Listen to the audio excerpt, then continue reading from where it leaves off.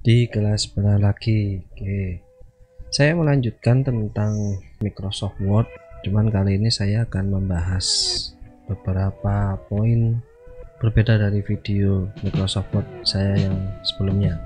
Kalau sebelumnya saya fokus membahas tentang membuat sesuatu, yaitu adalah daftar isi, cuman kali ini saya membahas tentang header footer, page number, kemudian watermark, ada juga page color, ada juga page border. Ini biasanya digunakan untuk penomoran halaman, kemudian pemberian informasi di bagian atas atau di bagian bawah halaman yang memang di luar halaman kerja ya, di luar halaman, di luar margin itu ya. Biasanya masuk di halaman di sisi margin bagian atas atau sisi margin bagian bawah. Kemudian ada juga page color, watermark itu kalau yang sering biasanya membuat proposal, pengajuan, halamannya diwarnai dan lain sebagainya, nanti saya contohkan juga. Kemudian ada juga border ya, kalau membuat proposal, pengajuan suatu kegiatan itu kan biasanya di proposalnya kan ada di samping kirinya itu kan ada bordernya tuh. Nah, itu kita bisa buat langsung di Microsoft Word gitu ya. Oke, saya langsung contohkan aja. Yang pertama yang saya akan bahas adalah tentang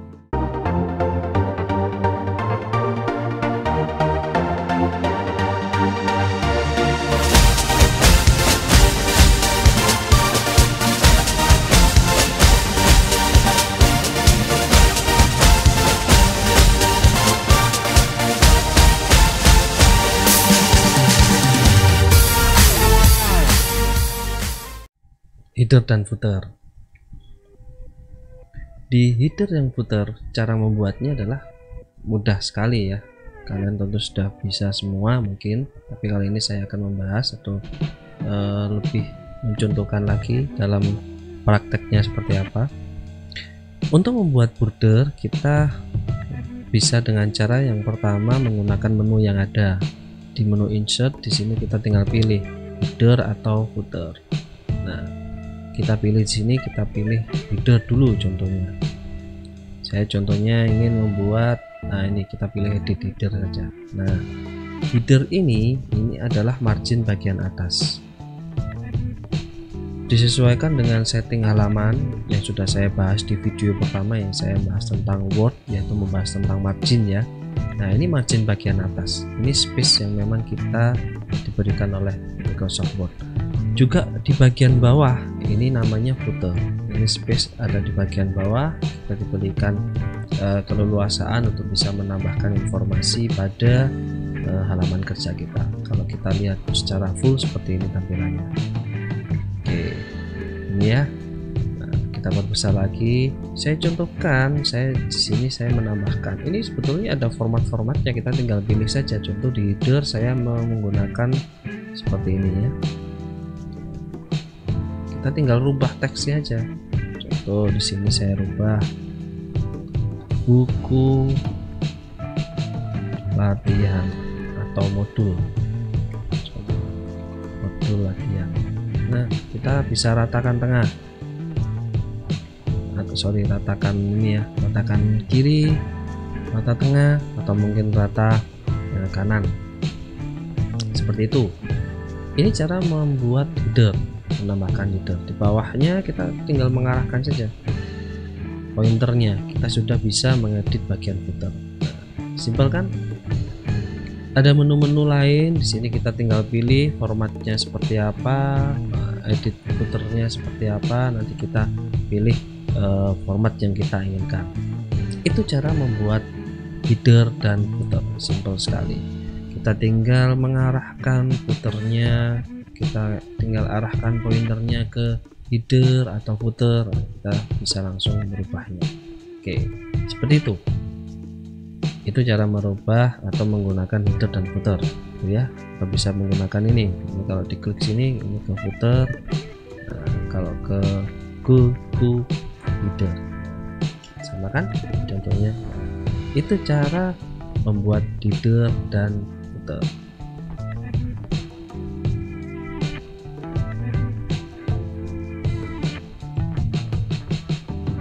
Oke, selanjutnya yang kedua adalah saya akan mencontohkan membuat page number. Oke, saya contohkan dulu page number.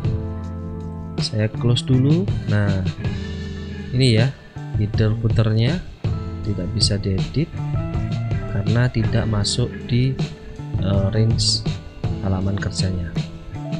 Ini di dalam margin. Oke, untuk menambahkan page number caranya sama. Yang pasti kita harus mengarah ke header dan footer dulu, karena page number atau nomor halaman itu ya, yang biasanya di kanan atas atau mungkin di bagian tengah bawah gitu ya. Nah, itu cara membuatnya sama dengan header dan footer. Kita harus masuk ke header dan footer dulu. Kalau cara pertama tadi saya contohkan menggunakan menu insert, sebetulnya ada shortcut ya, bukan shortcut ya ini ya, ada cara yang memang cepat ya, kita tinggal arahkan ini aja, pointernya kita arahkan ke atas, kita klik 2 kali. Nah, ini kita sudah masuk header dan footer. Oke, saya lanjutkan. Di sini saya hilangkan dulu header sama footernya, saya buat standar gitu. Saya buat standar dulu, saya hapus, ini juga saya hapus. Nah, seperti ini standar ya. Sekarang saya contohkan cara membuat page number. Menunya ada di mana? Ini sampingnya ada page number. Kita tambahkan saja. Saya ingin membuat page number karena ini halaman pertama gitu ya. Nah, halaman pertama ini ya. Karena ini halaman pertama, saya contohkan di sini saya letakkan di bagian tengah. Karena nomor halaman pertama biasanya ada di tengah biasanya. Nah, di sini kita tinggal pilih bottom of page, bawah ya bottom of page. Kalau di atas top of page. Nah, ini bottom of page-nya. Pilih yang kedua, ini formatnya sudah ada. Tinggal pilih saja. Nah, sudah selesai membeli nomor halaman. Kelihatan ya? Ini nomor halaman 1. Kemudian ini kan format kertasnya kelihatan ya, masih A4 ini. Letter ini. Saya ubah jadi A4 dulu, yang umumnya biasa digunakan. Kemudian sekarang kita contohkan di halaman berikutnya. Nah, saya membuat page number lagi. Nah, di halaman berikutnya biasanya, nah ini yang sering ditanyakan juga. Biasanya di halaman kedua ini kan page numbernya ini kan tidak ada di tengah bawah, tetapi ada di bagian kanan atas. Gimana caranya? Caranya adalah menggunakan cara yang sebelumnya sudah saya jelaskan di video sebelumnya, yaitu adalah page break. Apa maksudnya page break? Ini untuk memisah atau memilahkan antara halaman sebelumnya dengan halaman sesudahnya ini, antara halaman 1 dengan halaman 2 bisa kita setting dengan format yang berbeda. Kalau di video sebelumnya saya mencontohkan halaman pertama potret, halaman landscape, halaman kedua landscape gitu ya, atau tidur. Nah, di sini saya mencoba mencontohkan membuat penomoran halaman. Yang pertama, untuk bisa membuat penomoran halaman pertama ini ada di tengah bawah, kemudian halaman kedua ini ada di kanan atas. Yang pertama kita harus page break dulu, menunya ke page layout, kemudian break, pilih next page. Oke, setelah itu di next page yang ini, nah kita arahkan ke footernya dulu. Oke, nah perhatikan di sini ada yang namanya link to previous. Maksudnya apa? Ini menyambung dengan yang lainnya, previous ya, dan lain sebagainya. Nah, di sini kita lepaskan previousnya. Ini kita lepaskan previousnya yang di sini ya, kita lepaskan previousnya yang di halaman 2. Oke, di sini kita kemudian hapus. Maksudnya apa? Melepas link previous ini nanti tidak terhubung lagi dengan halaman yang pertama. Jadi apabila kita hapus ini, nah di halaman pertama tidak terhapus, di halaman berikutnya ikut terhapus. Karena kenapa?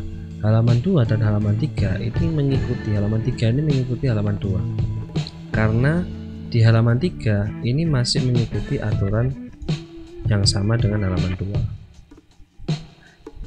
Maka dari itu link previous yang ada di halaman 2 biar tidak tersambung dengan halaman 1, kita lepaskan link to previousnya, kemudian dihapus. Setelah dihapus baru kita arahkan ke header. Nah, karena headernya ini masih sama ya, link to previousnya walaupun tidak ada isinya ya, link to previousnya masih nyambung, kita lepaskan dulu. Oke. Nah, kemudian di sini kita tambahkan page number karena di atas ya, top of page. Nah, kita arahkan, pilih yang ini kan, nah, kanan atas ini kan. Oke. Nah, kita cek ya, halaman 1, halaman 2. Halaman 2 nya ada di kanan atas, halaman 3 nya juga ada di kanan atas. Nah, seperti itu ya, itu caranya. Mungkin kalau ada yang tanya lagi, terus kalau seumpama di halaman 4 kembali lagi di bawah seperti apa? Sama contohnya. Oke, saya lepaskan dulu headernya. Di sini contohnya ya, saya tambahkan halaman lagi, langsung saja. Contohnya di sini sudah ada halamannya gini ya. Nah, di sini kalau seumpama kalian sedang edit halaman, tulisan yang dimana sudah ada tulisannya tetapi belum ada halamannya, sama contohnya seperti ini. Nah, kita arahkan yang ini, rencananya halaman 4 ini kita kembalikan ke tengah bawah. Nah, kita mengarahnya ke halaman sebelumnya, kita pilih page layout, page break. Oke, sudah lepas ya, ini harusnya sudah lepas. Kita cek. Nah kan, sudah lepas kan, sudah bisa diatur sendiri kan. Nah, halaman keempat ini kita sama ke header footernya dulu. Nah, same as previous. Nah, ini link to previousnya dilepaskan dulu. Nah, kemudian baru kita hapus. Kalau belum kita lepas ya, kalau belum kita lepas hasilnya seperti ini. Kalau belum kita lepas langsung kita hapus, langsung hilang semua. Halaman 3 juga hilang, halaman 2 juga hilang ya. Nah, seperti itu efeknya. Makanya daripada itu kita lepaskan dulu link previousnya untuk khusus halaman 4, halaman yang ingin kita setting page numbernya berbeda dari halaman sebelumnya. Nah, baru kita hapus. Nah, kan halaman 3 tidak ikut terhapus, halaman 2 tidak ikut terhapus gitu ya. Selanjutnya kita langsung ke footer. Nah, ingat link to previousnya masih menyambung ya dengan halaman sebelumnya. Kita lepaskan dulu, kemudian kita tambahkan page number karena ini di bawah, pilih bottom, kemudian bagian tengah. Oke, selesai.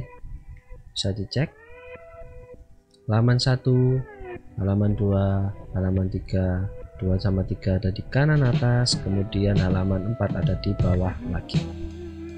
Itu caranya membuat page number, khususnya untuk yang skripsi atau membuat proposal. Seperti ini caranya.